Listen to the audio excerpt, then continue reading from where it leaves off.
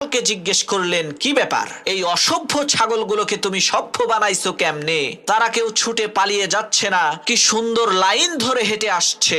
তখন সেই রাখাল বলল, মহামান্বিত বাদশাহ, আমার এই ছাগলগুলোর মধ্য থেকে যে লাইন থেকে বের হয়ে যায় তাকে এমন পিটুনি দেই, ভবিষ্যতে সে আর কখনোই লাইন থেকে বের তো হয়ই না, বরং ওই একটা ছাগলকে পিটুনি খেতে দেখে বাকি সবগুলো ছাগল ঠিক হয়ে যায়। রাখালের এই কথা শুনে বাদশা বলল, তোমার এই অসভ্য ছাগলগুলোকে যেইভাবে তুমি সভ্য বানিয়েছো, ঠিক একই ভাবে আমার এই দেশের অসভ্য মানুষগুলোকে তুমি কি সভ্য বানাতে পারবে? রাখাল বলল, হ্যাঁ পারবো।